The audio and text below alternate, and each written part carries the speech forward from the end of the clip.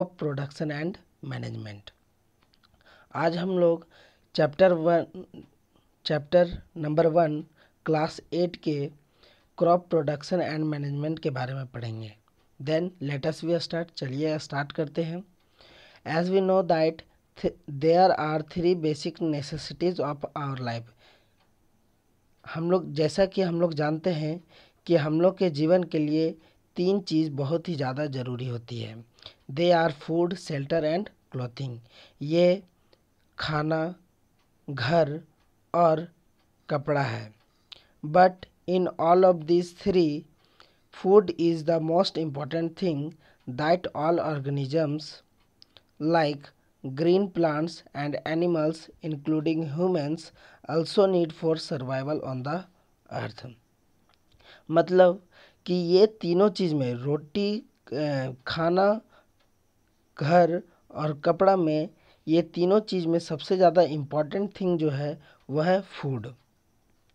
और ये सबको ज़रूरत पड़ता है, चाहे वो ग्रीन प्लांट हो या एनिमल हो, और एनिमल में भी चाहे ह्यूमंस हो। सबको इस धरती पर रहने के लिए क्या चाहिए? फूड चाहिए। It is also known to us that green plants prepare their own food by the process of photosynthesis, while animals including humans obtain their food directly or indirectly from plants। बोल रहा है कि यह सबको जानकारी में है, सब जानते हैं इसको, कि जो ग्रीन प्लांट्स होते हैं वो अपना खाना फोटोसिंथेसिस प्रोसेस से बनाते हैं, लेकिन जो एनिमल्स होते हैं इंक्लूडिंग ह्यूमंस, वो क्या करते हैं कि डायरेक्टली वे में या इनडायरेक्टली वे में प्लांट्स पर निर्भर होते हैं। But here is a big problem for humans. लेकिन यहाँ पे एक बहुत बड़ा प्रॉब्लम है ह्यूमंस के लिए। वो क्या है? चलिए देखते हैं। Since human population is increasing day by day and along with it the demand of food is also increasing. बोल रहा है कि हम लोग जानते हैं कि ह्यूमन पॉपुलेशन जो है वो डे बाय डे क्या हो रहा है? बढ़ते जा रहा है, दिन प्रतिदिन बढ़ते जा रहा है। और इसके साथ ही ह्यूमन्स लोग के लिए खाने का जो डिमांड है वो भी बढ़ता ही जा रहा है। Therefore, it is necessary to increase the quantity of food produced and also maintain the quality of food। इसीलिए यह ज़रूरी हो जाता है कि फूड का जो प्रोडक्शन है, जो क्वांटिटी है, उसको और भी ज़्यादा बढ़ाया जाए और उसके क्वालिटी को मेंटेन रखा जाए।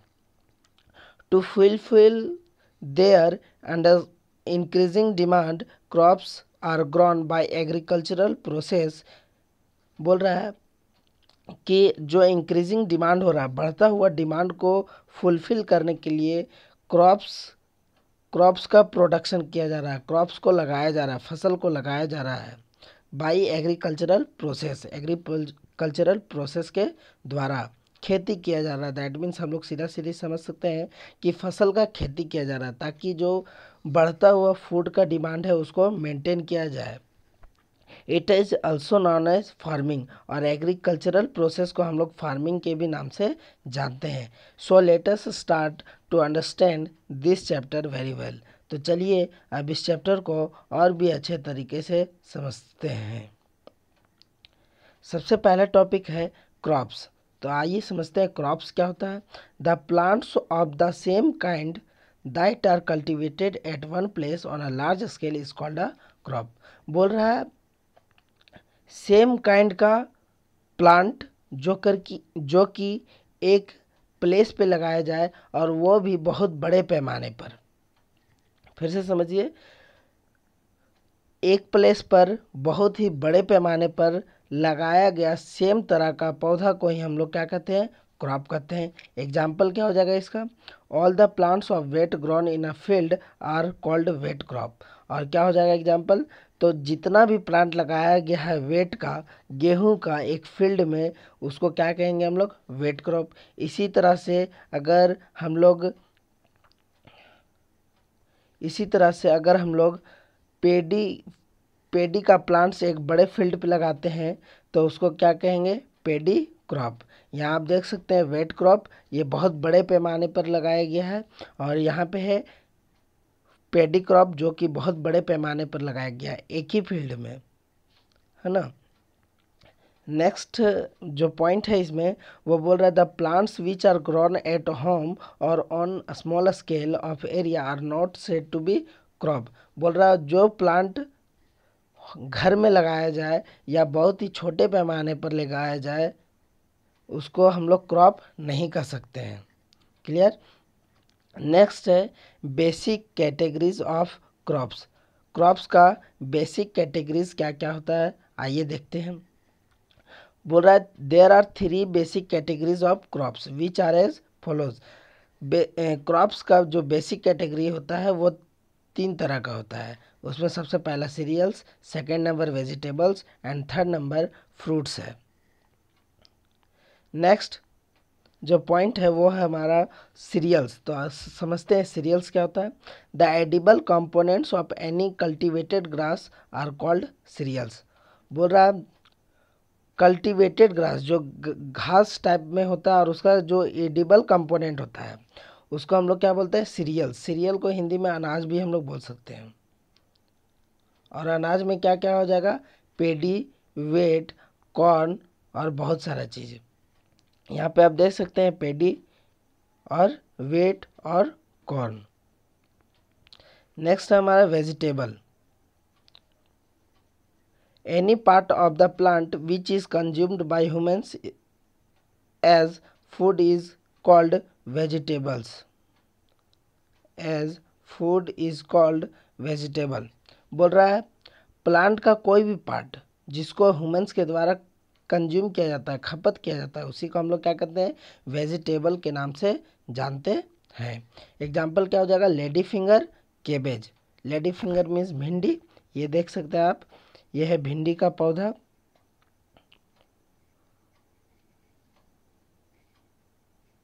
ये है लेडी फिंगर और ये है केबेज। केबेज को हम लोग पत्ता गोभी या बंद गोभी के भी नाम से जानते हैं। नेक्स्ट है हमारा फ्रूट्स। तो आइए समझते हैं फ्रूट्स क्या होता है।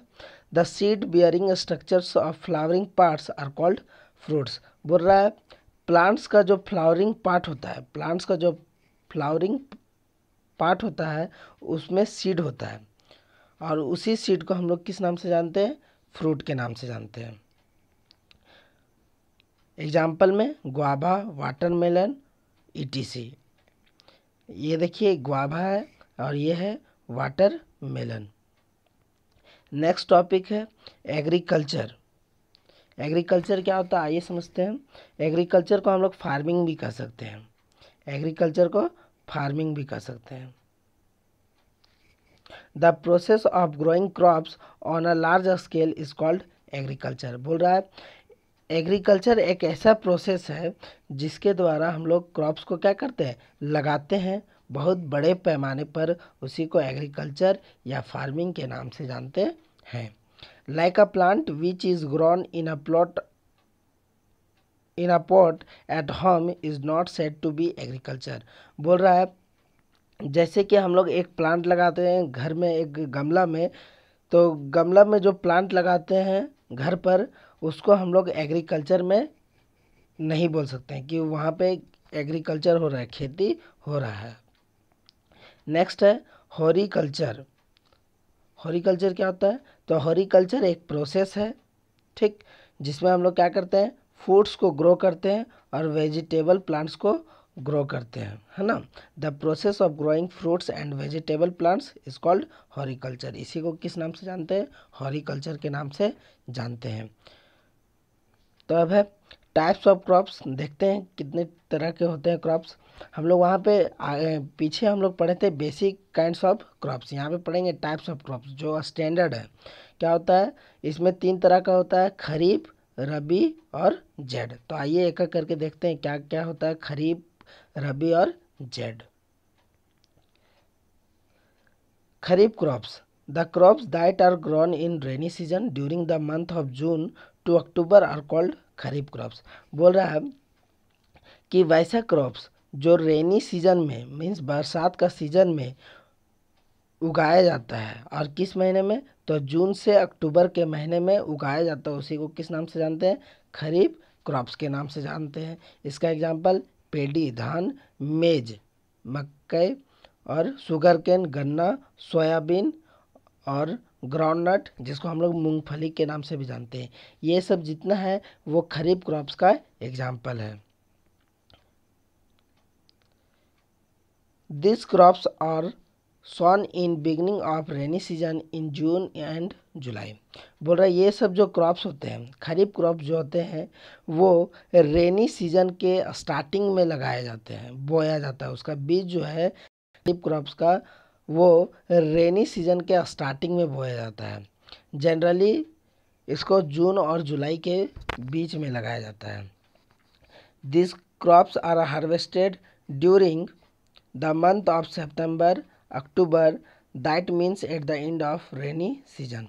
बोल रहा है कि ये जो क्रॉप्स होते हैं, खरीफ क्रॉप्स जो होते हैं, उसको जनरली हम लोग सितंबर से अक्टूबर महीने के बीच में काटते हैं। सितंबर टू अक्टूबर महीने के बीच में हार्वेस्ट करते हैं। इसका मतलब ये हुआ कि हम लोग जो हैं वो खरीफ क्रॉप को रेनी सीजन के लास्ट तक काट देते हैं। नेक्स्ट पॉइंट है, they are also known as summer और मानसून क्रॉप्स। ये जो खरीफ क्रॉप्स है उसको हम लोग समर या मानसून क्रॉप्स के नाम से भी जानते हैं। Because they need hot and wet climatic conditions to grow. ऐसा इसलिए क्योंकि जो खरीफ क्रॉप्स हैं उनको क्या चाहिए? हॉट और वेट क्लाइमेटिक कंडीशन चाहिए बड़ा होने के लिए। नेक्स्ट टॉपिक है रबी क्रॉप्स। आइए समझते हैं रबी क्रॉप्स क्या होता है। The crops that are grown in winter season during the month of October to April. ये रबी क्रॉप्स जो होते हैं वो जनरली विंटर सीजन में लगाए जाते हैं। और किस महीने में? तो अक्टूबर से अप्रैल के महीने में उगाए जाते हैं। Example wheat, barley, gram etc। Next point जो है इसमें बोला this crops are sown in October November when monsoon is retreated. बोल रहा है कि ये जो रबी क्रॉप्स हैं वो कब, उसका बीज जो है कब रोपा जाता है? तो अक्टूबर से नवंबर महीने के बीच में, जब मानसून जो है वो लगभग ख़त्म होने वाला रहता है। नेक्स्ट पॉइंट है this crops are harvested in March April before the advent of hot season. बोल रहा है ये जो क्रॉप्स हैं उसका हार्वेस्टिंग कब होता है, कटाई कब होता है? तो मार्च और अप्रैल महीने के बीच में होता है, जब लगभग गर्मी का सीजन आने वाला होता है। They are also known as non monsoon crop और विंटर क्रॉप। रबी फसल को, रबी क्रॉप्स को हम लोग नॉन मानसून क्रॉप भी कहते हैं और विंटर क्रॉप्स के भी नाम से जानते हैं, क्योंकि दे grow in cold and nearly dry condition. ये जो क्रॉप्स हैं वो कब उगता है? तो ठंडा में उगता है और ड्राई कंडीशन में उगता है, जब ज़मीन लगभग सूख चुका होता है। नेक्स्ट है जेड क्रॉप्स। जेड क्रॉप्स क्या होता है? The crops that are sown in summer seasons are called zaid crops. बोला वैसा क्रॉप्स जो कि गर्मी के दिनों में रोपा जाता है उसी को हम लोग क्या कहते हैं? Z crops. Example watermelon, cucumber, pumpkin, bitter gourd etc। Watermelon means तरबूज, ककम्बर मीन्स खीरा, पंपकिन मीन्स हम लोग जनरली अपना गांव का लैंग्वेज में कोहड़ा कहते हैं, लेकिन एक्चुअली में इसका असली नाम कद्दू होता है। बिटर गार्ड करेला। They grow in the long duration between rabi and kharif crop season mainly from March to June. बोल रहा है ये जो फसल है वो बहुत लंबा ड्यूरेशन के लिए लगाया जाता है, और ये जो लंबा ड्यूरेशन है वो रबी और खरीफ क्रॉप के सीजन के बीच में होता है। और मंथ वाइज बात करें तो ये जो क्रॉप्स है, जेड क्रॉप जो है वो मार्च से जून के बीच में लगाया जाता है। नेक्स्ट पॉइंट है they are also known as summer season crop because they grow in hot climatic condition. बोल रहा है कि ये जो क्रॉप्स है, जेड क्रॉप्स जो है उसको हम लोग समर सीजन क्रॉप भी कहते हैं, क्योंकि ये जो होता है वो हॉट क्लाइमेटिक कंडीशन में उगना पसंद करता है। नेक्स्ट है एग्रीकल्चरल इम्प्लीमेंट्स। क्या होता है agriculture implements? Means agricultural implements means tools, वैसे औजार बोल सकते हैं या उपकरण बोल सकते हैं। The tools that are used by farmers in agriculture और फार्मिंग। तो एग्रीकल्चर इम्प्लीमेंट्स मीन्स टूल्स, औजार जिसका यूज़ फार्मर के द्वारा किया जाता है इन एग्रीकल्चर में या फिर फार्मिंग में, खेती में फार्मर के द्वारा जो औजार इस्तेमाल किया जाता है उसी को हम लोग किस नाम से जानते हैं? Agriculture implements. एग्जाम्पल प्लो, होए, सीड ड्रिल एंड कल्टीवेटर। आइए एक एक करके समझते हैं इस तरह के टूल्स को कि ये सब क्या होते हैं। Plough, it is made up of wood and drawn by a pair of bulls और एनी अदर एनिमल्स। ये क्या होता है? जो प्लो होता है वो वुड से बना होता है, ठीक, और इसको दो बैलों के द्वारा खींचा जाता है, या फिर बैल ना हो तो कोई भी जानवर है ना, उसी के द्वारा खींचा जाता है। बोल रहा है it contains a strong iron strip called plough share. बोल रहा है ये जो होता है ये क्या शेयर कर क्या कंटेन करता है? तो स्ट्रॉन्ग आयरन स्ट्रिप, ये देख रहे होंगे आप लोग, ये पार्ट, ये इसका नाम क्या है? प्लो शेयर। यहाँ देखिए, जब कि खेती होता है तो ये यहाँ पे पाया जाता है, नीचे जो ज़मीन में होता है उसी को किस नाम से जानते हैं? Ploughshare. And a long log of wood called plough shaft. और ये जो पार्ट है देख सकते हैं आप लोग, ये जो पार्ट है, ये लंबा लकड़ी वाला जो पार्ट है उसको हम लोग प्लो शाफ्ट कहते हैं।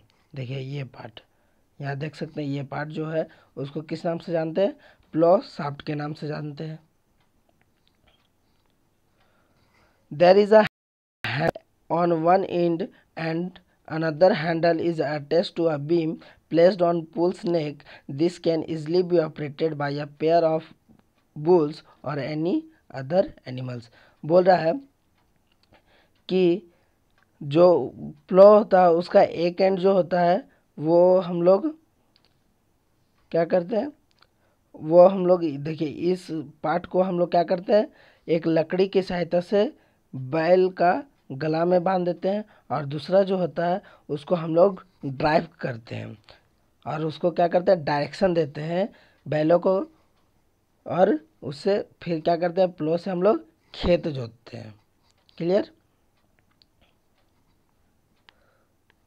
नेक्स्ट है हो। हो क्या होता है? तो आप लोगों ने फावड़ा या कुदाली का नाम सुना होगा। फावड़ा या कुदाली, कुदाली का नाम। हो क्या होता है? It consist of a long rod of would. ये जो होता है उसमें एक लॉन्ग रॉड होता है। देखिए ये लॉन्ग रॉड जो है दिख रहा है, ये लॉन्ग रॉड होता है, और ये कैसे किसका बना होता है? तो वुड का बना होता है। A strong broad plate of iron is fixed to one of its end and works like blade। बोल रहा है कि दूसरी और एक जो है लंबा रॉड रॉड है वो लकड़ी का बना होता है, और जो दूसरा एंड है उसमें क्या होता है? लकड़ी का एक प्लेट टाइप का बना होता है, और ये प्लेट जो है वो ब्लेड का काम करता है, और सॉइल को क्या करता है? कोड़ने में हम लोग को खोदने में हेल्प करता है, कोड़ने या खोदने में हेल्प करता है। It is used for removing it is used for removing weeds and for loosening soil. इसका यूज़ किस में किया जाता है? तो वीड्स को हटाने में। वीड्स मीन्स जो क्या होता है? तो वीड्स मीन्स होता है अनवांटेड प्लांट्स, जो अनवांटेड अनवांटेड प्लांट्स। ये क्या होता है?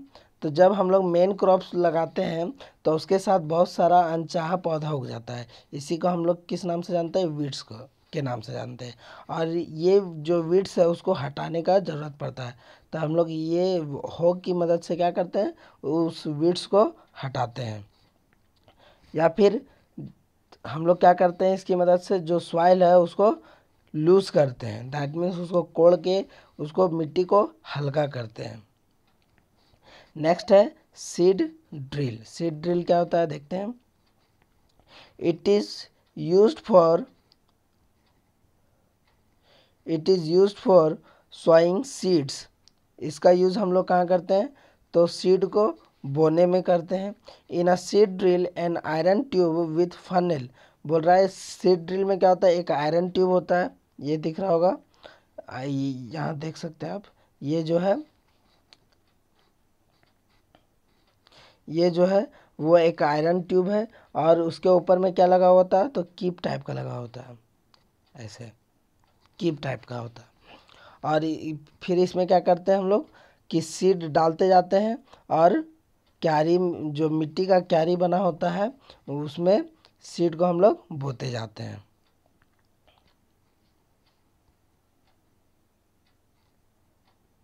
It saves time and seeds are sown at the right depth. इससे क्या होता है सीड ड्रिल से?